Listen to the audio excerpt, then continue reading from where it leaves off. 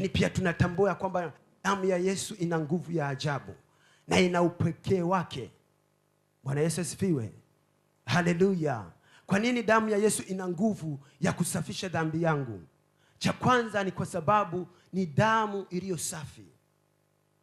Haleluya. Haikuchangamana na mawaa. Kwa nini? Kwa sababu imezaliwa, namna ambavyo ilipatikana ni kwa uweza wa Roho Mtakatifu. Haijatumika damu ya mwanadamu. Bwana Yesu asifiwe. Ndiyo maana inakuwa na nguvu juu ya kusafisha, juu ya kufanya chochote kile ambacho kimeinuka mbele yangu.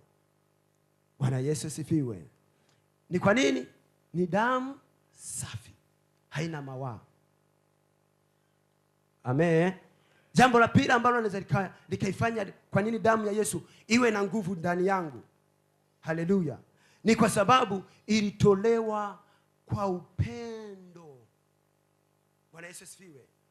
Yaani hii damu ya Yesu alipokuwa anaitoa, ndio maana anasema mimi ninao uwezo wa kutoa uhai wangu, na haleluya, hakuna mwanadamu yeyote anayeweza kufanya hiyo. Sasa tunapoona vile mambo alivyofanywa pale msalabani, yale kwake Yesu alikuwa yahesabu kama ambavyo tunayaona, ila yeye anaona ya kwamba anaitoa damu yake kwa upendo kwa watoto wake. Hicho ndicho kinachoipa damu ya Yesu kuwa na nguvu kwako, ya kwamba ameitoa hii damu. Hajaitoa kwa, yani ngoja nikupe mfano. Unapochukua mfano kama mtu anaenda kwa mganga, sana chukua mbuzi. Yule mbuzi anapomuua, hamchinji kwa hiari ya mbuzi. Yani anamtoa kwa kikatili. Lakini damu ya Yesu haikutolewa kikatili.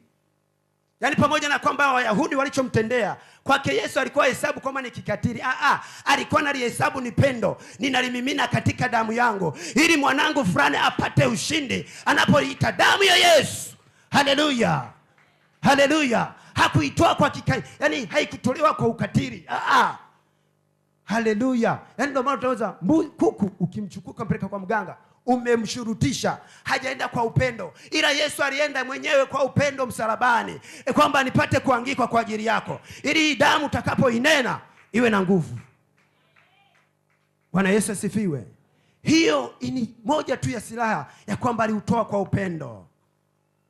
Bwana Yesu asifiwe. Haikukatiliwa kwa ukatili, kwamba sisi tunaelewa pointi hiyo. Haleluya. Yesu asifiwe. Maana inakupa ushindi. Kwa nini nikuwe katika matumizi ya damu ya Yesu? Nikiyaelewa haya maeneo yote na yale yote ambayo tulijifunza, yale maeneo 7 ambapo damu ya Yesu ilifanya nini? Ilitolewa. Na application zake. Si tunakumbuka? Maana ukue katika matumizi ya damu ya Yesu. Bwana Yesu asifiwe. Damu ya Yesu ndiyo imepewa dhamana. Mfano, kwenye dhamiri yako kuna kifungo cha dhamiri. Umefungwa katika dhamiri. Kuna jambo ulifanya, dhamiri yako imefungwa kabisa kama iko gerezani. Hautaki yani hivi kifungo cha dhamiri, unana anaweza kumfungua mtu. Ila damu ya Yesu ina nguvu. Kwa nini? Ilitolewa kwa upendo, na kwa kuwa lilitoka ndani ya moyo.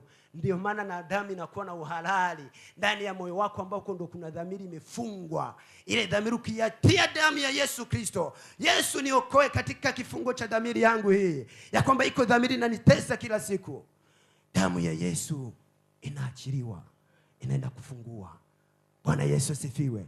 Kwa nini tena damu ya Yesu inakuwa na nguvu? Ni kwa sababu inaachilia virutubisho vya kiroho. Yaani kama tunavyosema, nikachukua damu yangu ukaipima.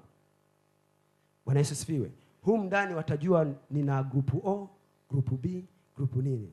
Amen. Na damu ya Yesu ilivyotolewa, ukiachilia, tukiipima kiroho sasa, ina yale matendo ya roho. Ndio virutubisho vyangu. Ina ule upako, ndio virutubisho vyangu. Ila vile karama, inavisafisha vile karama viweze kutenda kazi vizuri. Inanifanya nizidi kung'aa. Haleluya.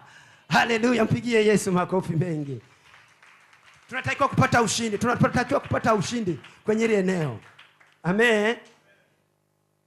Ombi letu ni nini? Kumuomba Mungu neema ya kufanya nini? Ya kukua katika matumizi ya damu ya Yesu.